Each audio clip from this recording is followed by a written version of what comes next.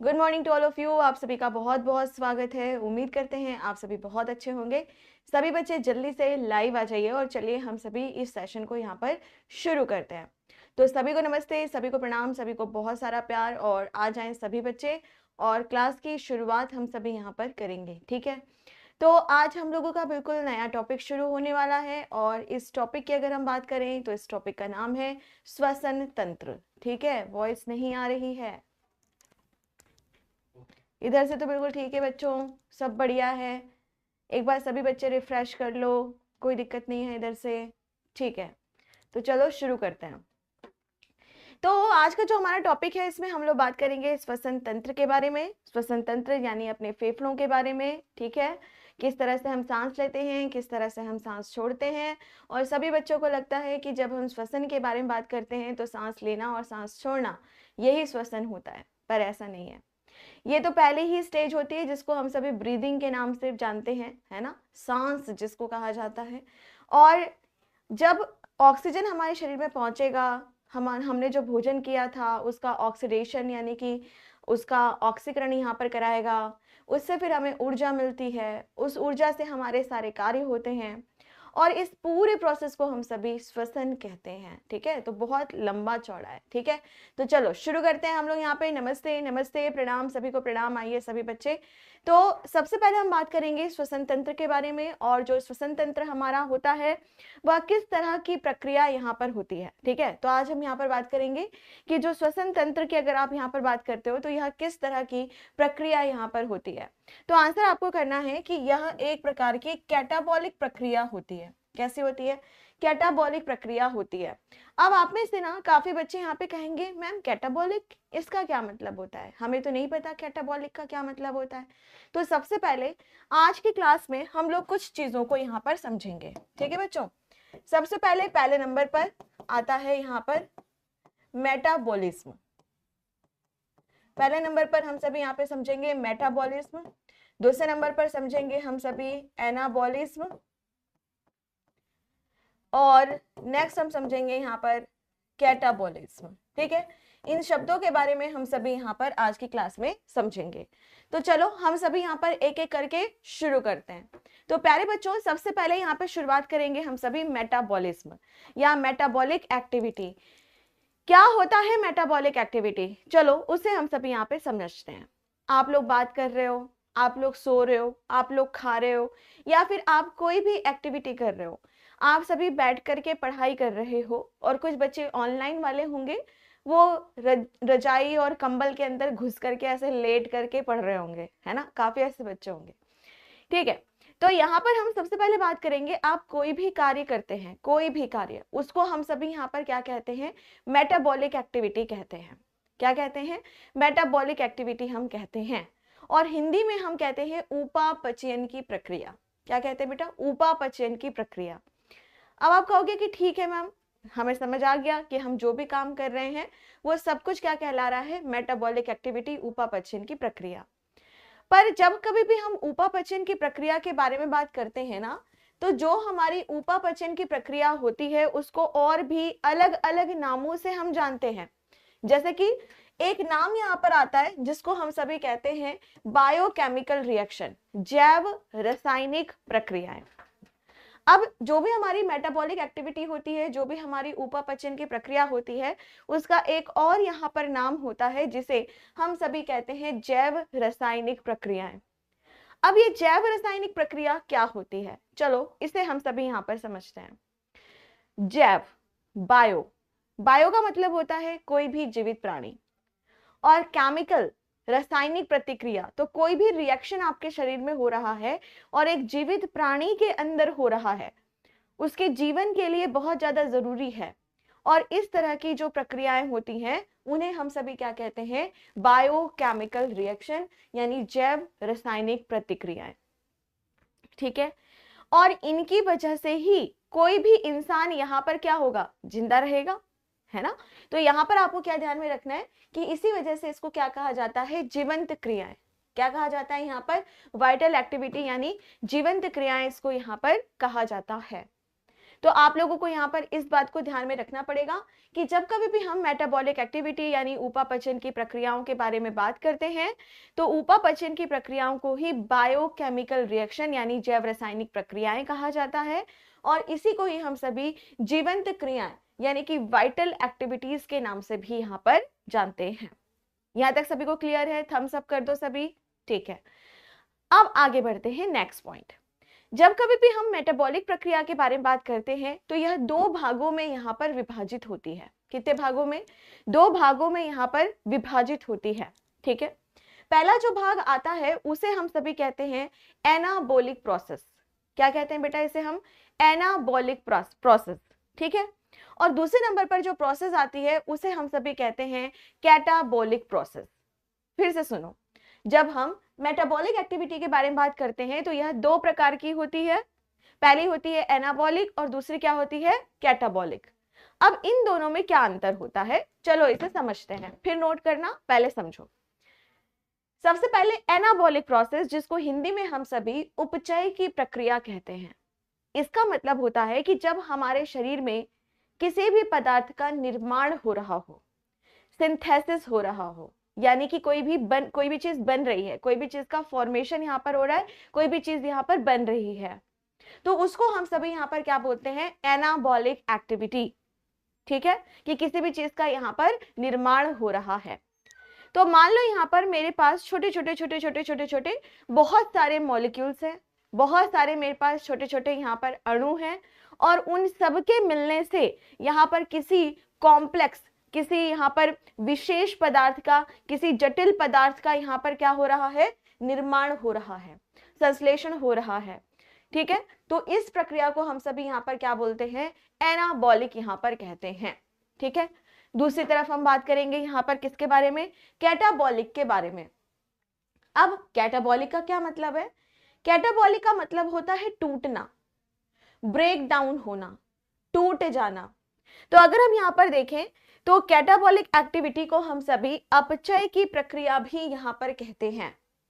इसका मतलब होता है कि कोई भी हमारे पास कॉम्प्लेक्स सब्सटेंस है, कोई भी हमारे पास यहाँ पर जटिल पदार्थ है और इस जटिल पदार्थ का छोटे छोटे टुकड़ों में क्या हो जाना? टूट जाना।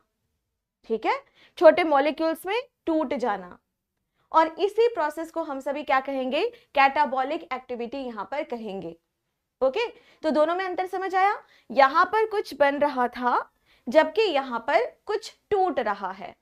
यहाँ पर सरल सरल जो भी अणु थे, जो भी सिंपलर मॉलिक्यूल्स थे, उनसे मिलकर के यहाँ पर आप क्या देख रहे हो? एक जटिल पदार्थ का निर्माण हो रहा है, एक कॉम्प्लेक्स, कोई भी यहाँ पे कॉम्प्लेक्स मटेरियल बन रहा है, कोई भी एक कॉम्प्लेक्स कंपाउंड बन रहा है, कुछ भी कॉम्प्लेक्स यहाँ पे बन रहा है, जटिल पदार्थ यहाँ पे बन रहा है। जबकि यहाँ पर क्या हो रहा है? उल्टा हो रहा है बेटा। यहाँ पे क्या देख रहे हो आप सभी?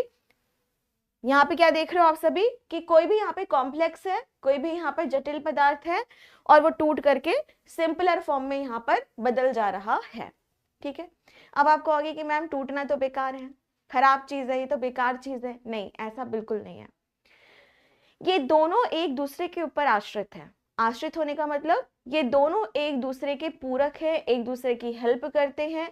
अगर इन दोनों में से कोई भी एक रिएक्शन नहीं होगी तो हमारा शरीर यहाँ पर कार्य नहीं करेगा। इन दोनों का ही होना जरूरी है, क्योंकि इन दोनों से मिलकर के ही हमारी मेटाबॉलिक एक्टिविटी बनती है। इसी की वजह से हमारी जो भी उपापचय की प्रक्रियाएं होती हैं वह होती हैं, और ये साइमल्टेनियसली चलती हैं। मतलब टूटना बनना, टूटना बनना, टूटना बनना, और इसी से ही हमारा पूरा का पूरा शरीर यहाँ पर कार्य करता है। ओके बच्चों, तो दोनों इंपॉर्टेंट है, आप किसी एक को नहीं छोड़ सकते हो। ठीक, आगे इसके उदाहरण के ऊपर हम बात करेंगे कि चलो इसके उदाहरण यहाँ पर क्या क्या होते हैं।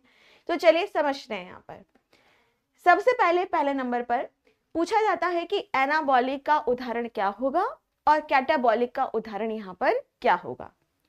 तो बच्चों, जो कुछ भी हम लोग खाना खाते हैं उससे हमें क्या मिलता है? एट द लास्ट कार्बोहाइड्रेट मिलता है, प्रोटीन मिलता है, फैट यानी कि वसा मिलता है, मिनरल्स मिलते हैं, जल मिलता है ना, यही सब तो विटामिन्स मिलता है। तो यहाँ पर अगर आप नॉर्मली तौर पर बात करें तो ये सभी के सभी क्या करते हैं, हमारे शरीर को बना रहे हैं। जैसे अगर आप प्रोटीन के बारे में यहाँ पर बात करते हो तो प्रोटीन को क्या कहा जाता है, building blocks of our body, हमारे शरीर को बनाने वाला, हमारे शरीर की मरम्मत करने वाला, हमारे शरीर का मेकअप करने वाला, है ना। अब मेकअप करने का मतलब ये नहीं कि लिपस्टिक लगाने लगे सभी बच्चे यहाँ पर, हाँ, इसका मतलब होता है मरम्मत करना, उसको बहुत खूबसूरत बनाना, एनहेंस करना, ठीक है। तो यहाँ पर अगर हम बात करते हैं कि जो भी प्रोटीन होता है वो शरीर को बनाता है, तो अगर आप प्रोटीन, कार्बोहाइड्रेट, फैट यानी वसा, मिनरल्स, इन सब की बात करते हो तो ये सभी आपके शरीर का निर्माण कर रहा है ना, ठीक है। तो यहाँ पर अगर आपसे पूछा जाए कि एनाबॉलिक रिएक्शन का सबसे बेस्ट उदाहरण क्या हो सकता है, तो आंसर करना न्यूट्रिशन, पोषण, क्योंकि जो पोषण होता है वही हमारे शरीर का निर्माण यहाँ पर करता है।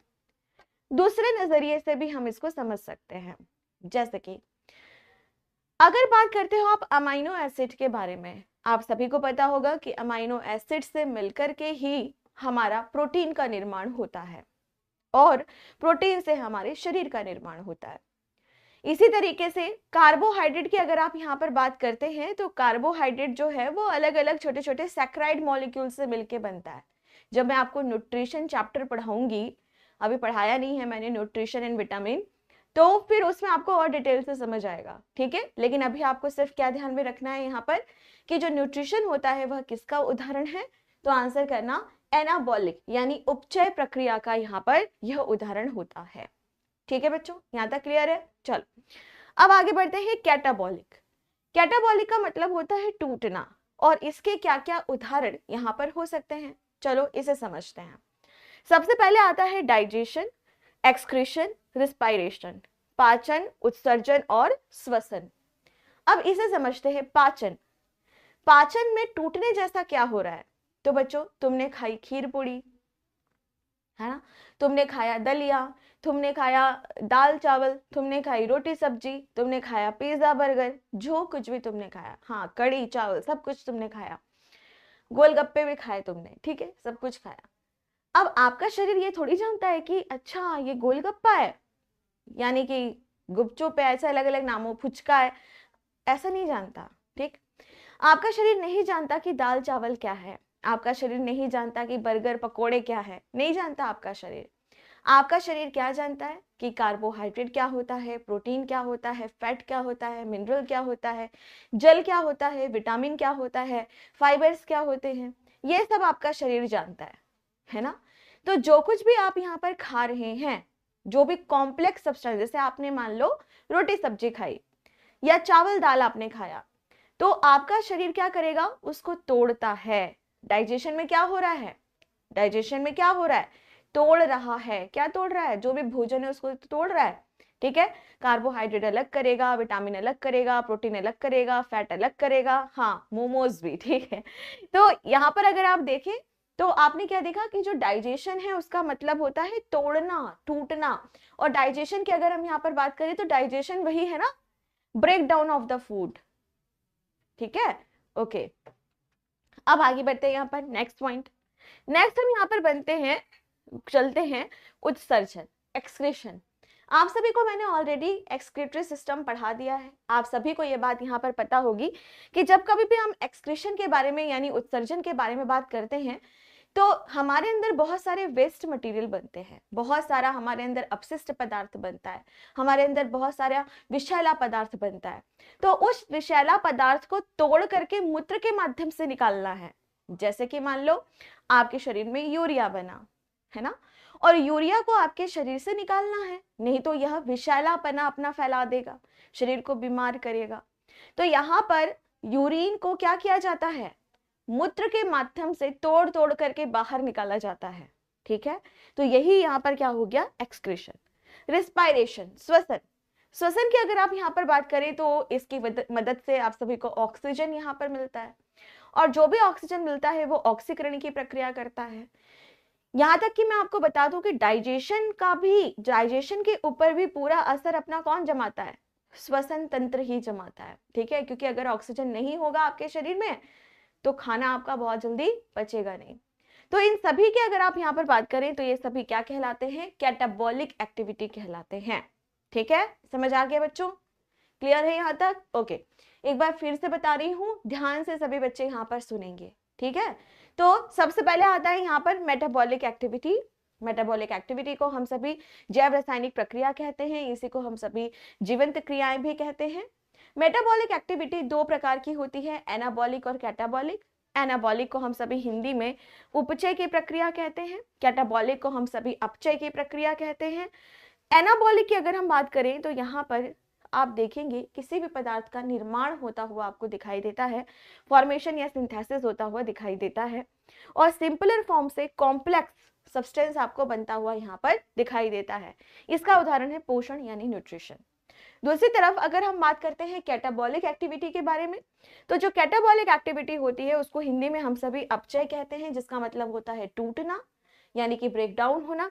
कोई भी हमारे पास कॉम्प्लेक्स सब्सटेंस है उसका क्या हो जाएगा यहाँ पे, सिंपलर फॉर्म में टूट जाना, क्या कहलाता है यहाँ पर, कैटाबॉलिक एक्टिविटी यहाँ पर कहलाता है।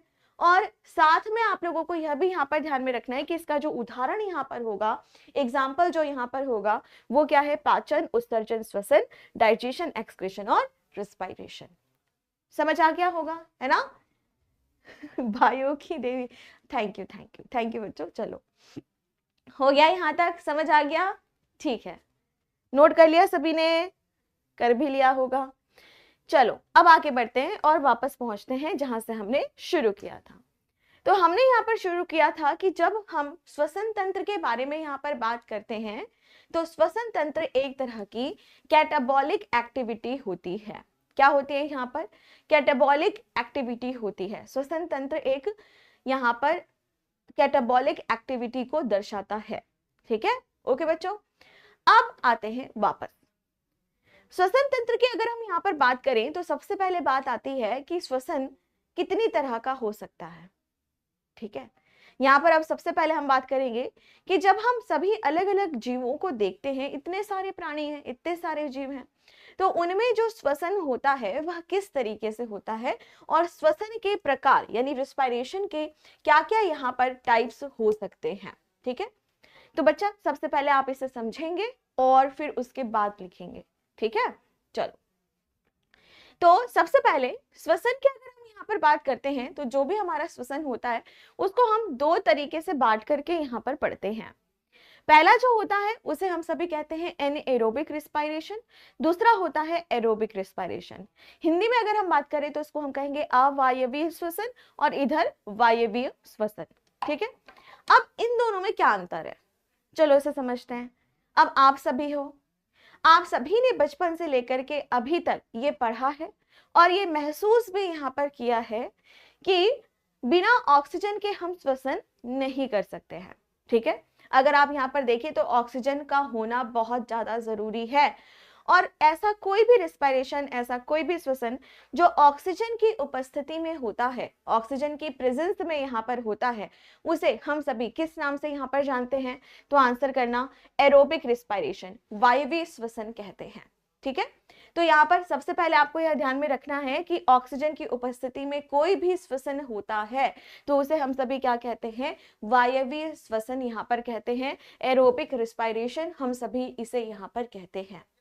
ठीक है, दूसरे नंबर पर अगर ऑक्सीजन नहीं है, ध्यान से सुनो, अगर ऑक्सीजन नहीं है फिर भी यहां पर श्वसन हो रहा है, कमाल की बात है। देखो ऑक्सीजन नहीं है फिर भी कुछ जीव जंतु ऐसे होते हैं, कुछ जीव ऐसे होते हैं जो बिना ऑक्सीजन की उपस्थिति में भी श्वसन कर लेते हैं और उन्हें मतलब इस तरह का जो रेस्पिरेशन होता है उसे क्या कहा जाता है, एनएरोबिक रेस्पिरेशन यानी अवायवीय श्वसन कहा जाता है। तो पहला अंतर हमने क्या देखा बेटा, पहला देखा कि ऑक्सीजन की उपस्थिति में श्वसन हो रहा है तो वो क्या कहलाएगा, वायवीय श्वसन। ऑक्सीजन नहीं है फिर भी श्वसन हो जाता है तो उसे हम सभी क्या कहते हैं, एनएरोबिक रेस्पिरेशन। ठीक है, ओके बच्चों, ठीक है। अब मैं एक बड़ी इंटरेस्टिंग बात आपको यहाँ पर समझाती हूँ। बच्चों जब आप छोटे थे तो आप सभी ने स्कूल में कुछ एक्सपेरिमेंट और प्रैक्टिकल जरूर किए होंगे। जैसे कि हमारे पास एक मोमबत्ती है, मोमबत्ती यहाँ पर जल रही है, चलो जला देते हैं, एक मोमबत्ती बनाते हैं। एक मोमबत्ती है, मोमबत्ती सबको पता है ना, कैंडल, हाँ, एक मोमबत्ती है, मोमबत्ती यहाँ पर जल रही है, बड़े अच्छे से जल रही है, कोई दिक्कत नहीं है। फिर हमें क्या यहाँ पर सूझा कि चलो एक काम करते हैं, इस तरीके से एक बीकर को इसके ऊपर उल्टा इस तरह से रख देते हैं, एक बर्तन को या ग्लास के बीकर को हम उल्टा इस तरीके से यहाँ पर रख देते हैं। जैसे ही हम सभी इसको ऐसे उल्टा यहाँ पर रखेंगे, वैसे ही हम सभी क्या देखेंगे कि थोड़ी देर बाद जो लौ होती है इसकी, यानी इसका जो फ्लेम होता है वह बुझ जाता है, ठीक है। तो यहाँ पर आपको यह ध्यान में रखना पड़ेगा कि आपने क्या देखा कि अरे मोमबत्ती का फ्लेम यहाँ पर क्या हो गया, गायब हो गया, मोमबत्ती यहाँ पर बुझ गई, ठीक। और ऐसा क्यों हुआ? ऐसा इसलिए हुआ बेटा क्योंकि आप सभी को यह बात पता होगी कि जलने के लिए ऑक्सीजन जरूरी है, क्योंकि ऑक्सीजन एक ऐसी गैस होती है जो ज्वलनशील होती है, ठीक है, ज्वलनशील होती है। और यहाँ पर आपको यह ध्यान में रखना पड़ेगा कि ऑक्सीजन की उपस्थिति में ही कोई भी चीज यहाँ पर जल सकती है, ठीक है। अच्छा, एक और बात मैं आपको यहाँ पर बताती हूँ। आप लोगों ने देखा होगा कि जैसे मान लो किसी के कपड़ों में आग लग गई है ना, शैतानी तो मचाते रहते हैं बच्चे। अब किसी के कपड़ों में यहाँ पे आग लग गई और वो बच्चा दौड़ने लगा, बचाओ बचाओ बचाओ बचाओ। तो कोई भी यहाँ पर अगर समझदार इंसान होगा वो क्या कहेगा कि बेटा दौड़ो मत, वहीं रुक जाओ और जमीन में लेट जाओ चुपचाप, है ना। अपने आप को, या फिर कोई ब्लैंकेट, कोई मोटा कपड़ा आसपास दिख रहा है, कोई भी कपड़ा दिख रहा है, उसको अपने आसपास क्या कर लो, इस तरीके से लपेट लो अपने ऊपर, है ना। या फिर बाहर अगर आप हो तो कोई मिट्टी है, मिट्टी में रगड़ लो अपने आप को, ठीक है। लेकिन दौड़ो मत, दौड़ो मत, ऐसा क्यों कहा जाता है? ऐसा इसलिए कहा जाता है कि जब आप दौड़ते हो ना बच्चा, तो आप ज्यादा से ज्यादा वायु के संपर्क में आ रहे हैं, ऑक्सीजन के संपर्क में आ रहे हैं। और जब आप ज्यादा से ज्यादा वायु के संपर्क में यहाँ पर आते हैं तो उतना ही ज्यादा बर्निंग होती है, उतना ही ज्यादा यहाँ पर जलते हैं, ठीक है। तो इसीलिए आपको क्या करना है, यहाँ पर रुक जाना है और सोचना है कि हम क्या कर सकते हैं। कोई मोटा कपड़ा दिख रहा है, किसी की जैकेट दिख रही है ना, उसको लपेट लो। या फिर जो आसपास वाले बच्चे हैं वो ध्यान रखें कि किसी बच्चे के साथ या किसी भी इंसान के साथ इस तरह से हो रहा है तो वहां पे अवेयरनेस दिखाना है, जागरूकता दिखाना है। बेटा पढ़ाई का मतलब सिर्फ और सिर्फ सिलेक्शन लेना नहीं होता कि हमने पढ़ लिया, हमें डिग्री मिल गई या हमारा किसी कॉम्पिटिटिव एग्जाम में सिलेक्शन हो गया, ये नहीं होता। हमेशा ध्यान रखना कि साइंस, खास तौर से साइंस की अगर आप बात करते हो या पढ़ाई की अगर आप बात कर रहे हो तो वो आपके दैनिक जीवन में दिखनी चाहिए, ठीक है। ओके बच्चों, चलो अब यहाँ पर आगे बढ़ते हैं। चलो और दूसरी बात करते हैं। कभी कभी ऐसा होता है कि कुछ बच्चे बड़े आलसी हो जाते हैं। कुछ बच्चे, अब जैसे कुछ बच्चे तो ऑफलाइन पढ़ रहे होंगे पटना में, है ना। लास्ट बैच में तो मैं आई थी पटना कुछ दिनों के लिए, इस बार तो नहीं आ पाई हूँ मैं तुम लोगों के पास, ठीक है। तो बेचारे बच्चे बड़ी मेहनत करते हैं वहां के, लेकिन जो बच्चे ऑनलाइन वाले हैं, जो घर से पढ़ाई करते हैं, ठीक है, वो क्या करेंगे, मैम पढ़ा रही हैं और इधर लेटते जा रहे हैं। 90 डिग्री में बैठे थे पढ़ने के लिए, लेकिन क्लास खत्म होते होते वो 180 हो जाता है, पता नहीं कैसे हो जाता है ना। यही होता है ना, सही बात है। तो यहाँ पर आप क्या देखेंगे कि भाई ऐसे में बच्चे हो जाते हैं आलसी। फिर घर वाले क्या कहेंगे, तुम बड़े आलसी हो रहे हो, हाँ तुम्हारा वेट बहुत बढ़ रहा है, दिन भर जमाई लेते रहते हो, नींद में रहते हो, चलो तुम जाओ सुबह सुबह वॉक करने के लिए जाओ, ठीक है। तो यहाँ पर ना आपसे ये बोला जाएगा कि भाई तुम इतने सोतड़ू इंसान हो, तुम दिन भर सोते ही रहते हो, चलो जाओ सुबह वॉक करने के लिए, थोड़ी ताजगी आएगी यहाँ पर, है ना। तो जब आपको क्यों सुबह के टाइम पे मॉर्निंग वॉक करने भेजा जाता है, क्योंकि आप सभी को पता है कि मॉर्निंग के टाइम पे ज्यादा ऑक्सीजन आपको मिलती है, ज्यादा ऑक्सीजन आपको यहाँ पर मिलती है, ठीक है। तो इस चीज को ध्यान रखेंगे कि सुबह के टाइम पे अगर आप वॉक करते हैं, रन करते हैं, तो आपका वेट लॉस काफी अच्छे से होता है, वेट मैनेजमेंट हो जाता है, वजन, भार, ठीक है। दूसरे नंबर पर ताजगी मिलती है, तीसरे नंबर पर ज्यादा ऑक्सीजन आपके शरीर को यहाँ पर मिलता है, ठीक है। तो इस चीज को ध्यान रखेंगे। नहीं मैम हम लाइब्रेरी में हैं, चलो बहुत अच्छी बात है, ये तो मैं उन बच्चों की बता रही हूँ जो घर में पढ़ाई करते हैं, ठीक है। ओके चलो हो गया। तो यहाँ पर हम सभी ने क्या देखा, सबसे पहली बात कि हमें ऑक्सीजन की आवश्यकता है यहाँ पर वायवीय श्वसन कराने के लिए। और जब कभी भी ऑक्सीजन यहाँ पर मिलेगा तो कोई भी पदार्थ है वह कैसा होगा, यहाँ पर कंप्लीट कंबशन होगा, उसका कंप्लीट यहाँ पे दहन होगा, पूरे अच्छे तरीके से वो यहाँ पर जल जाएगा। तो चलो एक चीज और मैं आपको यहाँ पर बताती हूँ बात। मान लो कि मैंने एक कागज को यहाँ पे तोड़ा, एक कागज फाड़ दिया मैंने, ठीक है, और उस कागज को मैंने जला दिया। अब मैं स्टूडियो में हूं तो अभी ऐसा नहीं कर सकती हूँ ठीक है, यहाँ पे ज्वालामुखी फट जाएगा अभी थोड़ी देर में। लेकिन ऐसा अगर आप कभी सबने देखा होगा ना, जैसे अगर कोई भी कागज है, कागज को हमने आग यहाँ पे लगा दिया, तो जो कागज होता है ना वो कैसे करेगा, थोड़ा सा जल जाएगा, थोड़ा सा नहीं जलेगा, उसका जो राख होता है वो हवा में उड़ता हुआ दिखाई देगा, उसका जो एरोसोल्स होते हैं यानी काला काला सा जो कालिक होता है, छोटे पार्टिकल्स होते हैं, वो हवा में धुआं के साथ उड़ते हुए दिखाई यहाँ पर देंगे, है ना। तो आपने यहाँ पर क्या देखा कि जो भी कागज था वो पूरी तरीके से यहाँ पर नहीं जला है, ठीक है, जो भी कागज है वो पूरी तरीके से यहाँ पर नहीं जला है। क्यों नहीं जला? क्योंकि अच्छे से उसको ऑक्सीजन यहाँ पर नहीं मिला, ठीक है, और उसको हम सभी यहाँ पर क्या कहते हैं, इनकम्प्लीट कंबशन, अपूर्ण दहन हुआ है। क्या हो गया? अपूर्ण दहन यहाँ पर हो गया है, ठीक है।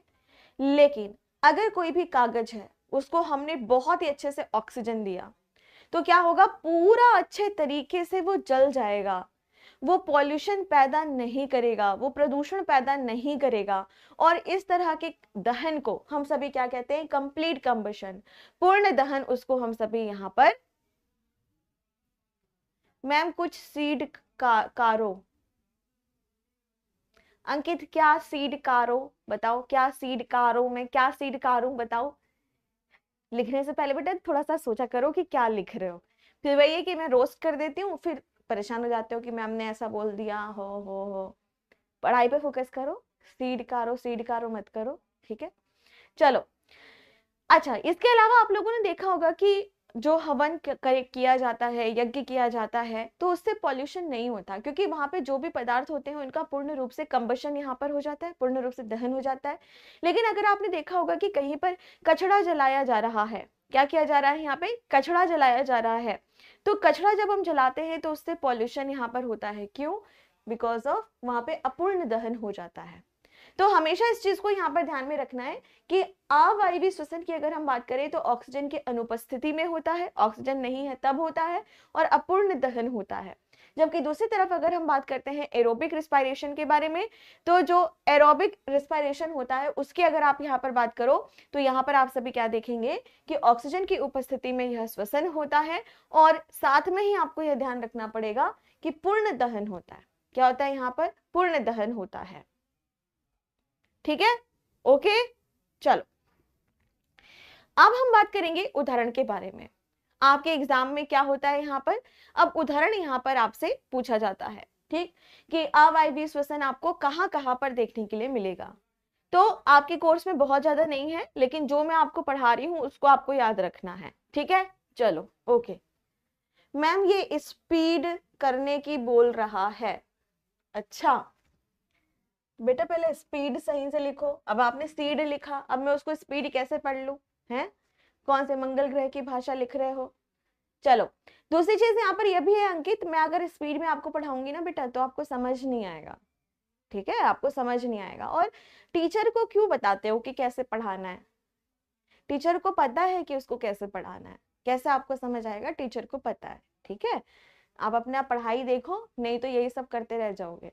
चलो आगे बढ़ते हैं। यहाँ पर सबसे पहले अब हम बात करेंगे एनएरोबिक रिस्पायरेशन के बारे में, इसके उदाहरण के बारे में, जिसके ऊपर बिल्कुल डायरेक्ट प्रश्न आप लोगों का यहाँ पर पूछा जाता है।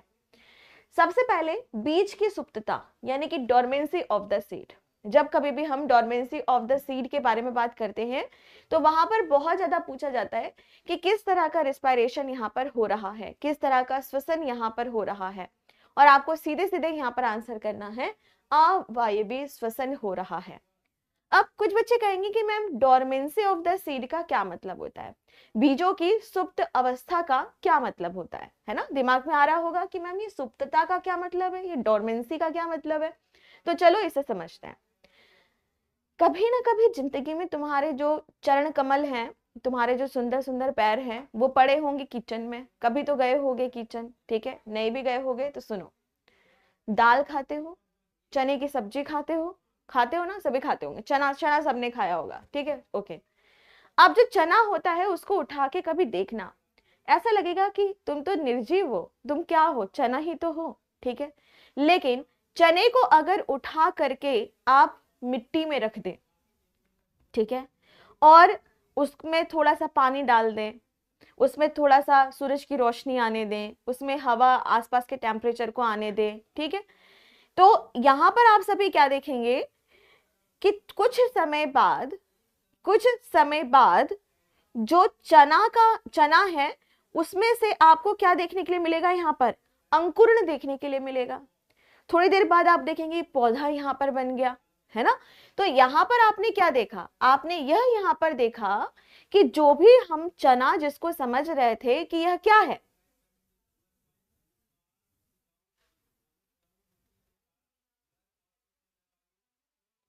ठीक है बच्चों शांत हो जाओ, आपस में क्यों लड़ाई कर रहे हो, फिर मैं सबके कमेंट ब्लॉक करवा दूंगी, चुपचाप करके पढ़ाई करो।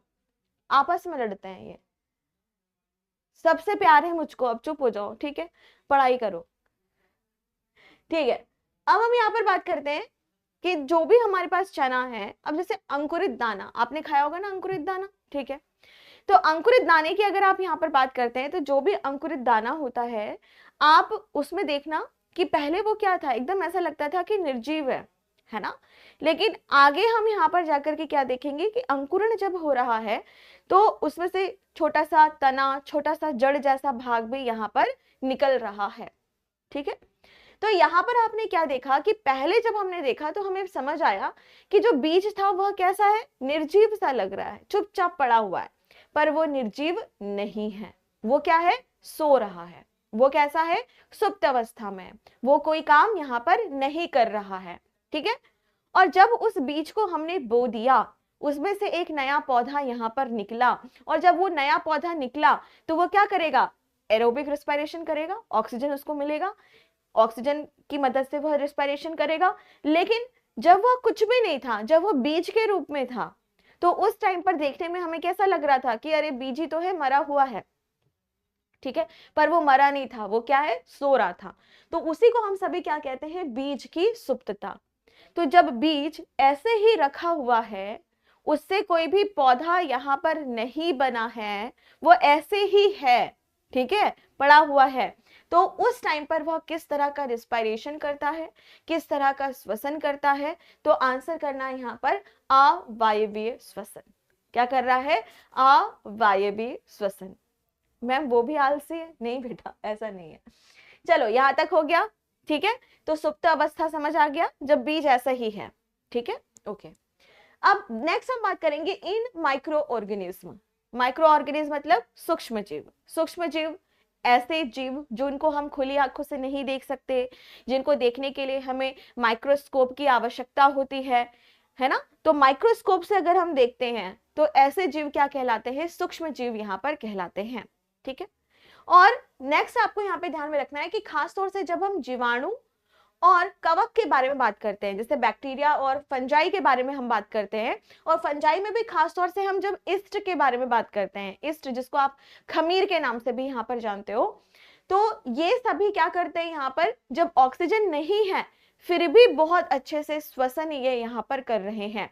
तो ये कैसा श्वसन कर रहे हैं, अवायवीय श्वसन। कैसा श्वसन कर रहे हैं ये, एनएरोबिक रेस्पिरेशन, अवायवीय श्वसन ये यहाँ पर कर रहे हैं, ठीक है, समझ आया बच्चों, ठीक है। आगे मैं एक बात और बताती हूँ कि जब हम ना फूड इंडस्ट्री के पास चलते हैं, फूड इंडस्ट्री का क्या मतलब है, यहाँ पर फूड इंडस्ट्री का मतलब होता है भोज्य उद्योग की, ठीक है। अब भोज्य उद्योग की अगर आप यहाँ पर बात करें तो जैसे कि ब्रेड बनाना, ठीक है, और पेस्ट्री बनाना, केक बनाना, ठीक है, और इसके अलावा आप देखेंगे कि जलेबी बनाना, डोसा बनाना, इडली बनाना, ठीक है। और इसके अलावा और क्या हो सकता है, यहाँ पर छोले भटूरे के भटूरे बनाना, ठीक है, ढोकला बनाना। इन सभी की अगर आप यहाँ पर बात करते हो ना, तो वहां पर बहुत ज्यादा किसका इस्तेमाल किया जाता है, ईस्ट यानी कि खमीर का इस्तेमाल किया जाता है, जो पेस्ट होता है उसको क्या करने के लिए, फुलाने के लिए, ठीक है। इसके अलावा अगर आप बीवरेज कंपनी में जाते हैं, जैसे जहां पर पेय पदार्थ बनते हैं, खास तौर से जो हार्ड ड्रिंक होती है, हार्ड ड्रिंक किसे कहते हैं, जो अल्कोहल बेस्ड ड्रिंक होती है, जैसे कि रम हो गया, वाइन हो गया, बियर हो गया, ठीक है। तो इन सभी की अगर आप यहाँ पर बात करते हो तो अल्कोहलिक बेवरेज बनाने के लिए, अल्कोहल वाले पेय पदार्थ बनाने के लिए भी बहुत सारी बैक्टीरिया का यहाँ पर इस्तेमाल किया जाता है, ठीक है। तो यहाँ पर आप सभी क्या देखेंगे कि जीवाणु और कवक की अगर आप यहाँ पर बात करते हो, बैक्टीरिया और फंजाई की अगर आप यहाँ पर बात करते हो, तो ये भी एनएरोबिक रेस्पिरेशन करते हैं, और इनकी इस प्रोसेस को क्या कहा जाता है, फर्मेंटेशन, यानी किण्वन की प्रक्रिया यहाँ पर कहा जाता है। जैसे कि कहीं पर इडली बन रहा है, आप जाकर के देखना, इडली का पेस्ट बनाया जाता है, रात भर उसे छोड़ा जाता है और फिर सुबह वह फूल जाता है, उसमें ईस्ट या खमीर आ जाता है। और आप सभी को यह बात पता होनी चाहिए कि जो फूल गया, ठीक है, वही क्या है यहाँ पे, फर्मेंटेशन। ब्रेड बना रहे हो, उसमें भी फर्मेंटेशन, ठीक है। तो वो क्यों हो रहा है, तो आंसर आपको यहाँ पे करना है कवक की वजह से, ईस्ट की वजह से, ठीक है। ओके बच्चों, चलो अब आगे बढ़ते हैं यहाँ पर नेक्स्ट पॉइंट की तरफ। नेक्स्ट आता है हमारी मांसपेशियों में भी अवायवीय श्वसन होता है। तो बच्चों हमेशा इस चीज को यहाँ पर ध्यान में रखना है कि जब हम बात करते हैं अपने बारे में, तो हम सभी क्या कर रहे हैं, श्वसन कर रहे हैं, एरोबिक रिस्पायरेशन कर रहे हैं, ठीक है। लेकिन जब हम बात करते हैं मांसपेशियों के बारे में, तो जो मांसपेशियां होती हैं उनमें हमारे अवायवीय श्वसन होता है, ठीक है। तो इस चीज को ध्यान रखना। तो जैसे इसको कैसे याद कर सकते हो, मान लो आप पहली बार योगा क्लास में जा रहे हो, पहली बार आप जिम जा रहे हो, पहली बार आप एक्सरसाइज कर रहे हो, तो आपकी मांसपेशियों में दर्द होता है, ठीक है। इसके अलावा आप घर की सफाई कर रहे हैं या फिर आपने बहुत ज्यादा यहाँ पर काम किया, तो भी आपकी मांसपेशियों में दर्द हुआ, क्यों, क्योंकि जब आप काम कर रहे हो ना, तो जितने ऑक्सीजन की आवश्यकता आपको होनी चाहिए उतना ऑक्सीजन आपको नहीं मिल पाया मांसपेशियों में, और उस टाइम पे मांसपेशियों में दर्द होने लग जाता है, और मांसपेशियां क्या करने लगती हैं, यहाँ पर अवायवीय श्वसन यहाँ पर करने लग जाती हैं, ठीक है। तो इस चीज को आपको यहाँ पर ध्यान में रखना है। आगे नेक्स्ट, फलों की भित्ति में भी आपको अवायवीय श्वसन देखने के लिए मिलता है। फलों की भित्ति, फ्रूट वॉल क्या है, अब जैसे आप घर पे फ्रूट लेकर के आओ, आप घर पे केला लेके आ रहे हैं, सेब लेके आ रहे हो, आम लेके आ रहे हो, संतरा लेके आ रहे हो, तो आप सभी को यहाँ पर यह पता होगा ना कि जो भी यहाँ पर संतरा होता है, जो भी यहाँ पर अनार होता है, जो भी यहाँ पर फ्रूट होता है, उसके ऊपर एक छिलका होता है, पील होता है, सभी को पता है ना, छिलका होता है, पील होता है, ठीक है। तो यहाँ पर आपको यह ध्यान में रखना पड़ेगा कि जब आप यहाँ पर छिलके के बारे में बात करते हैं, तो जो छिलका होता है, जो छिलका का होता है, छिलका जो होता है वो भी क्या करता है, अवायवीय श्वसन यहाँ पर करता है, ठीक है। ओके मैम, आपने मेरे घर पर कैमरा लगा दिया है क्या, आपने बोला किचन में हो और अब इडली की तैयारी बोल रहे हो। अरे बच्चों, इसे कहते हैं कोइंसिडेंट, ठीक है। एक बच्चा है, उसके घर पे इडली बन रही है, किचन में है वो पढ़ाई भी कर रहा है, अब वो कह रहा है कि कैमरा, तो जब इतना है तो इडली पहुंचा देना मेरे पास, है ना, मेरा फेवरेट साउथ इंडियन फूड है। चलो हो गया, ठीक है, चलो हो गया बच्चों, यहां तक समझ आ गया।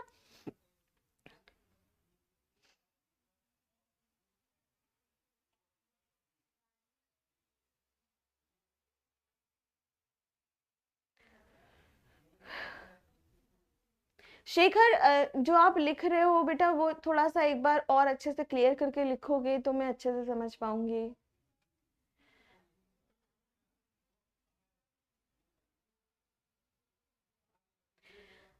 मैम मैं कोचिंग में हूँ, मुझे वहाँ पर हर सब्जेक्ट में प्रॉब्लम हो रहा है, स्टडी मुझे यहाँ सब समझ आता है और मैं पहले भी हाँ से पढ़ा हूँ, क्या करूँगा, कर दूं क्या। अच्छा शिखर, इसके लिए आप एक काम करो बेटा, आपको ना कहीं भी मतलब जहाँ पे भी आप कोचिंग करते हो, यहाँ से भी कर रहे हो, दूसरी जगह से भी कर रहे हो, दोनों जगह से आप पढ़ो, ठीक है, दोनों जगह से आप पढ़ो, ठीक है। और लेकिन जब एग्जाम टाइम आएगा तब आप कोई भी एक संस्था को चूज करो, और यहाँ पे जैसे अगर आपको यहाँ के टीचरों का सारा समझ आ रहा है, ठीक है, तो आप फिर यहीं से पढ़ लो, है ना। पर कोशिश ये करो कि दोनों जगह देखो, दोनों जगह आपको क्या मटेरियल मिल रहा है, मतलब वहां पर भी आपने फीस दी है तो उसको जाया मतलब बेकार मत होने दो, वहां पर भी देखो कि वहां पे कोई अगर अच्छे टीचर हैं तो आप उनसे भी पढ़ सकते हो।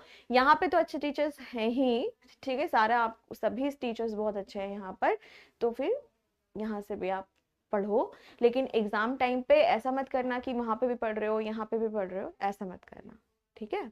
चलो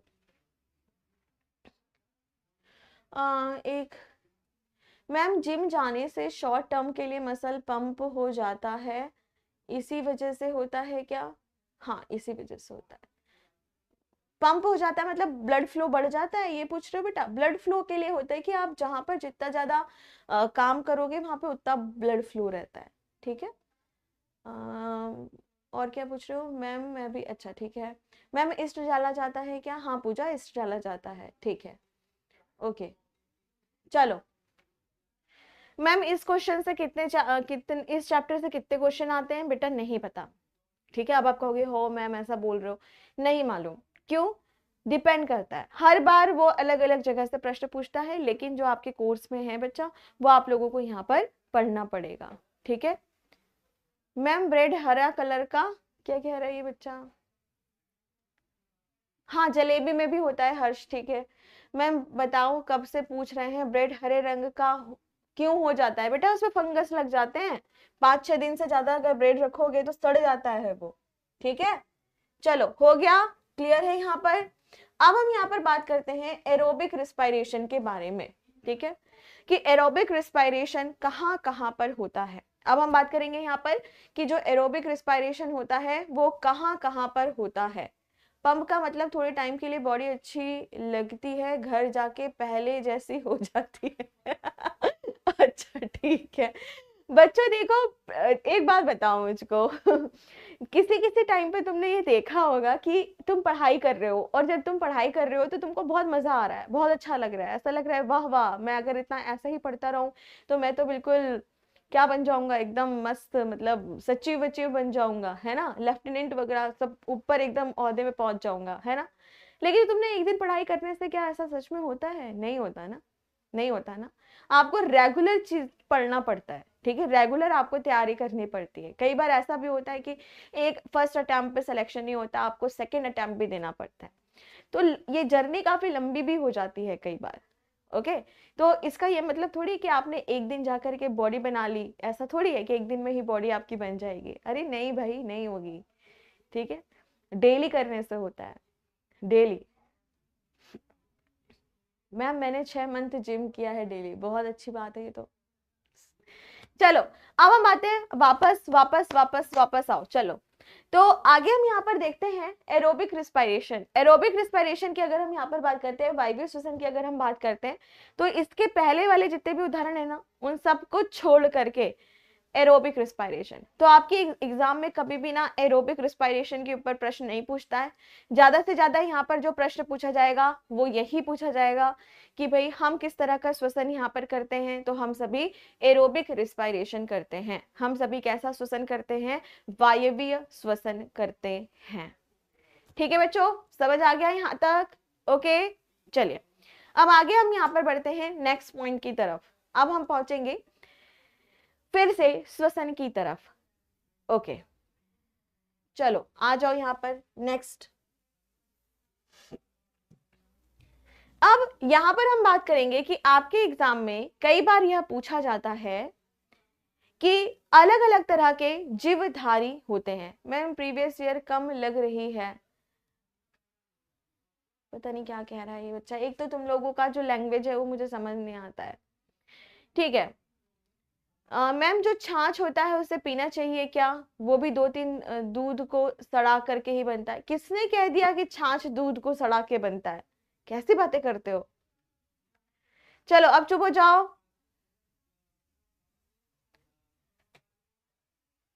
ठीक है। अब आगे हम यहाँ पर बढ़ते हैं नेक्स्ट। अब हम बात करेंगे, अब शांत हो जाओ बच्चों, नहीं तो सबकी पिटाई होगी, पढ़ाई पे ध्यान दो। अब हम बात करते हैं कि आपके एग्जाम में कई बार यहाँ पर यह पूछा जाता है कि अलग अलग तरह के यहाँ पर जीव हैं, ठीक है, अलग अलग तरह के यहाँ पर जीव हैं, जैसे हाइड्रा हो गया, कृमि हो गए, फीता कृमि हो गए, केचुआ हो गया, मछली हो गया, कीड़े हो गए, मकड़ी हो गया, टेडपोल हो गया, सरीसृप मतलब छिपकली वगैरह हो गए, उभयचर हो गए, स्तनधारी हो गए और पुष्पधारी पौधे हो गए। ऐसा आपके एग्जाम में पूछता है कि यह बताओ कि केचुआ किससे अपना श्वसन करता है। आपसे पूछा जाएगा कि मेढक किससे अपना श्वसन करता है। अगर आपसे पूछा जाए कि टेडपोल किससे अपना श्वसन करता है, मनुष्य किससे अपना श्वसन करते हैं, किस अंग के माध्यम से श्वसन करते हैं। तो इस तरह के प्रश्न डायरेक्ट आपके एग्जाम में यहाँ पर पूछा जाता है। ठीक है, तो मैं एक बार यहाँ पर बता देती हूँ, उसके बाद आप सभी इसको नोट करेंगे। ठीक है, चलो सबसे पहले पहले नंबर पर बोला जाएगा कि जितने भी यूनिसेलुलर ऑर्गेनिज्म हैं, जितने भी एक कोशिकीय जीव हैं। अब जो एक कोशिकीय जीव हैं वह कौन है, चलो इसे समझते हैं। जो सिर्फ और सिर्फ एक कोशिका से बने हैं, जो सिर्फ और सिर्फ एक कोशिका से बने हैं। जैसे कि अगर हम यहाँ पर बात करते हैं अमीबा के बारे में, पैरामीशियम के बारे में, तो ये सभी के सभी कैसे होते हैं, एक कोशिका से बने हुए होते हैं। तो यह कैसे श्वसन करते हैं, तो आंसर करना कि यह बॉडी सरफेस जो होता है ना, मतलब शरीर की जो सतह होती है उसी से ही यह अपना श्वसन कर लेते हैं। नेक्स्ट आपका आता है यहाँ पर कि हाइड्रा, वॉर्म, टैप वॉर्म, क्रीमी, फीता क्रीमी, हाइड्रा, ये सब किससे श्वसन करते हैं, तो आंसर करना अपनी कोशिका झिल्ली से ही श्वसन कर लेते हैं। फिर बोलता है कि चलो यह बताओ कि जो केचुआ है वह किससे श्वसन करता है, तो आंसर क्या करना, नमी युक्त त्वचा से, वेट स्किन और बॉडी सरफेस, नमी युक्त त्वचा से वह श्वसन यहाँ पर करता है। फिर कहेगा यहाँ पर यह बताओ कि जो मछली होती है वह कैसे श्वसन करती है, तो आंसर करना अपने गलफड़े से श्वसन करती है, गलफड़े से। ठीक है, गलफड़ा क्या होता है बेटा, तो गलफड़ा एक अंग होता है मछलियों की। अगर आप बात करें तो मछलियों के यहाँ इस वाले हिस्से में देखना, इस तरह से हिलता हुआ एक भाग दिखाई देगा। ठीक है, तो वह क्या कहलाता है, गलफड़ा। ठीक है, गिल्स। फिर आता है आर्थ्रोपोडा, यानी कि कीट, जैसे कि कॉकरोच, राइट। तो जो कॉकरोच होते हैं, मक्खी होता है, मच्छर होता है, उन सभी को हम क्या कहते हैं, कीट। तो यहाँ पे क्या कह रहा है, आर्थ्रोपोडा किससे यहाँ पर सांस लेते हैं, तो आंसर करना ट्रेकियल प्रणाली से, ट्रेकियल प्रणाली से। ठीक है, ओके। आगे नेक्स्ट पॉइंट की ओर यहाँ पर बढ़ते हैं। नेक्स्ट, मकड़ी यानी कि जो एरेक्नॉइड होती है, मकड़ी जो होती है वह किससे सांस लेती है, आंसर करना लंग बुक से सांस यहाँ पर लेती है। नेक्स्ट यहाँ पर आता है टेडपोल। टेडपोल क्या होता है बच्चा, टेडपोल की अगर आप यहाँ पर बात करें तो टेडपोल मतलब मेढक का बच्चा, लार्वल स्टेज, उसकी लार्वल स्टेज, मेढक का बच्चा। तो यहाँ पे अगर आप टेडपोल के बारे में बात करें तो वो गलफड़े से सांस लेता है। सरीसृप यानी कि रेप्टाइल्स, जैसे कि छिपकली हो गया, सांप हो गया, नागिन हो गए तुम्हारे। ठीक है, और क्या हो गया, मगरमच्छ हो गया, कछुआ हो गया, ये सभी क्या कहलाते हैं, सरीसृप। सरीसृप किससे सांस लेता है, तो आंसर करना फेफड़े से सांस लेता है। इसी तरीके से आपसे यहाँ पर यह पूछा जाता है कि यह बताओ उभयचर यानी कि मेढक किससे सांस लेता है, तो आंसर करना अपने मुख, त्वचा और फेफड़े तीनों से सांस लेता है। तो ध्यान रखना, टेडपोल किससे सांस ले रहा है, गलफड़े से, लेकिन मेढक किससे सांस लेगा, मुंह, त्वचा और फेफड़े से। फिर जितने भी स्तनधारी होते हैं, मैमल्स यानी हम सभी जो मनुष्य होते हैं, हम सभी फेफड़े से सांस लेते हैं। पुष्पधारी पौधे स्टोमेटा और लेंटिकल से सांस लेते हैं। और अगर हम बात करते हैं पक्षियों के बारे में, तो जो पक्षी होते हैं वह किससे सांस लेते हैं, फेफड़े से सांस लेते हैं। ठीक है बच्चों, चलो नोट करो इसको जल्दी, गोले की रफ्तार से बिल्कुल सब नोट करेंगे इसको, और जो आपस में लड़ेगा उसको ब्लॉक करवा दूंगी मैं।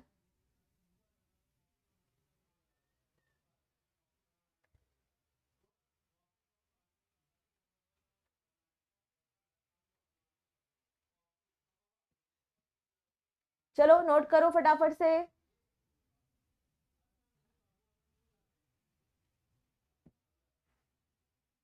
मैम मेरा बायो वीक है, बेटा कोई बात नहीं, डेली क्लास करो आप, है ना, वीक में 3 डेज क्लास होती है। अच्छा बच्चों, मैं तुमको एक बात यहाँ पे बताना चाहती हूँ, इसको लेकर के हल्ला गुल्ला मत मचाना, ठीक है बच्चों। कल थोड़ा सा शायद हो सकता है कि मैं आपकी क्लास ना ले पाऊँ, तो मैं रिकॉर्डिंग करके जाऊंगी आप लोगों की क्लास की। शायद अगर मैं आ गई टाइम पे तो मैं आपको पढ़ा दूंगी, ठीक है। और अगर वैसे कुछ दिक्कत होती है तो मैं रिकॉर्डिंग करके आ जाऊंगी, तो रिकॉर्डिंग भी चलवा सकती हूँ मैं, ठीक है। तो कल ना कोई हल्ला गुल्ला नहीं करेगा कि अरे मैम ने तो बताया नहीं, मैम ने रिकॉर्डिंग चलवा दी। तो बेटा मैं आज रिकॉर्ड करके जाऊंगी, वैसे कोशिश यही करूंगी कि मैं 11 बजे तक आपके पास पहुंच जाऊं, ठीक है। पर एक एक मतलब बता रही हूँ जनरल, कि अगर बाई चांस कल मैं तुम्हारे कमेंट्स का रिप्लाई नहीं दे पाऊँ तो परेशान मत होना, ठीक है। क्योंकि मैं ये नहीं चाहती कि तुम लोग का लॉस हो। वैसे कोशिश करूंगी कि मैं 11 बजे आ जाऊं तुम्हारी क्लास लेने के लिए। हो गया बेटा यहाँ तक? ओके चलो, तो आज के सेशन को हम सभी इतना ही रखेंगे। उम्मीद करती हूँ कि सभी को अच्छे से यहाँ पे समझ आया होगा, ठीक है। और कल की क्लास में मैं आप लोगों को मिलूंगी। अगर 1% में आने की पूरी कोशिश करूंगी, 1% अगर मैं लेट हो जाती हूँ क्योंकि मुझे थोड़ा इंपॉर्टेंट काम से जाना है, क्योंकि मेरे जो फादर है मतलब पापा हैं, उनका आंखों का ऑपरेशन हुआ है, तो मुझे उनसे मिलने जाना है। तो अगर मैं टाइम से नहीं पहुंच पाई बेटा, तो मैं आज आप लोगों के लिए रिकॉर्ड करके जाऊंगी। अगर टाइम से आ गई तो लाइव क्लास लूंगी, ओके। तो कोई भी बच्चा चीपू चीपू नहीं करेगा नहीं तो परसों की क्लास में मुर्गा और मुर्गी दोनों बनाऊंगी सभी बच्चों को, तो चुपचाप करके पढ़ाई करेंगे।